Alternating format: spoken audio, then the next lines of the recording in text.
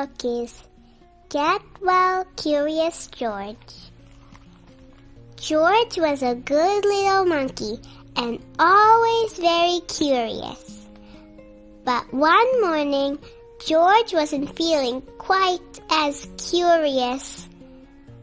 "What's wrong, George?" asked the man with the yellow hat. George sneezed and pointed to his throat.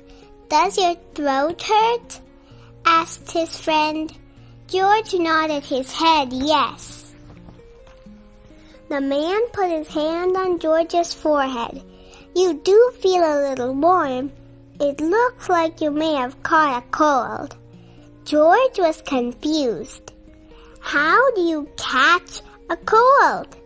He didn't remember playing catch yesterday. "I'll call Dr. Sinha's office and make an appointment.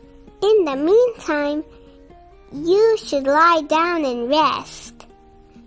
The man found a thick, cozy blanket and fluffy pillows. George happily climbed onto the couch. He brought George a glass of orange juice, crayons, and a coloring book, and put George's favorite cartoon on television. George sipped his juice. It felt good on his sore throat. He colored a few pictures. He watched a cartoon. Soon his eyelids started to feel heavy. The warmth of the blanket and pillows and the sounds from the television slowly lulled George to sleep. Before he knew it, it was time to get up. "George, we need to leave for the doctor's appointment," said his friend as he gently rocked George awake. George and his friend arrived at Dr. Sinha's office. "Be a good little monkey and don't wander off," said the man, letting George down on a waiting room chair. "I'll check you at the front desk." George was too tired to wander off. He waited for the man to come back. He was nervous to see the doctor. "Don't worry, George. Everything will be okay," said the man as he sat down. The nurse opened a nearby door and peered down at his clipboard. "George," he called.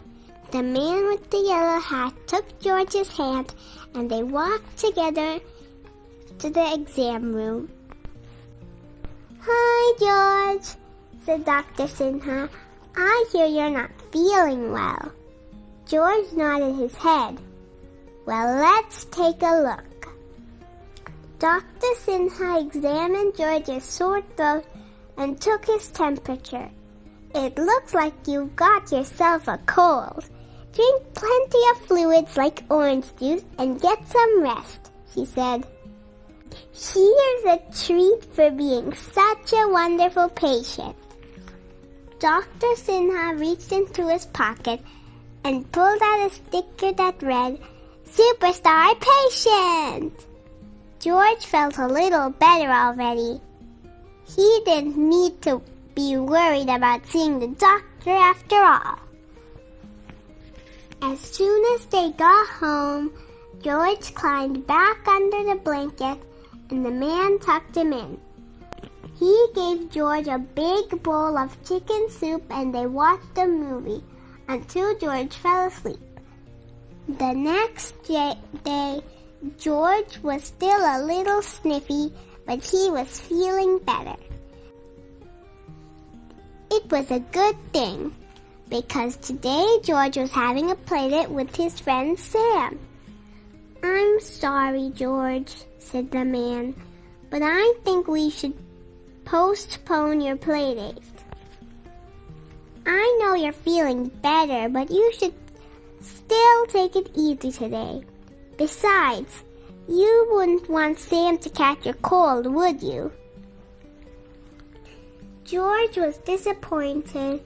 He had been looking forward to see Sam. The lecture Reluctantly, he snuggled on the couch. "I need to go to the store, but I'll be right back," said his friend. "Remember, Dr. Sinha said you need plenty of rest and fluids." That gave George a great idea. If rest and fluids made him feel a little better today, maybe a big dose of both would cure him of his cold by tomorrow. Then he could play with his friend. George grabbed every blanket and pillow he could find and added them to the couch.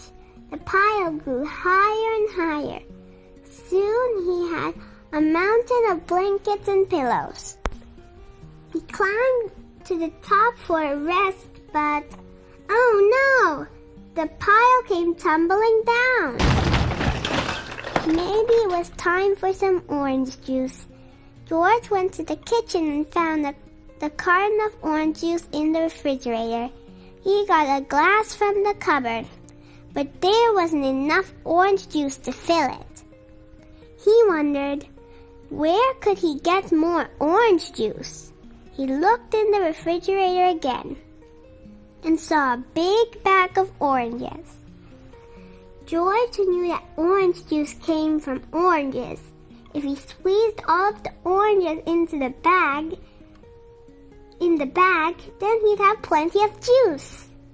He squeezed one into his glass, but only a little juice came out. He tried squeezing two at the same time, but he still didn't get much juice. George had an idea. If he squeezed all the oranges at the same time, maybe he could fill his whole glass. He squished the bag first with his hands, then with his feet. The bag was filling with juice. Maybe if he jumped on it, even more juice would come out. George jumped up and down on the bag. He was having so much fun that he didn't notice the man with the yellow hat standing in the doorway.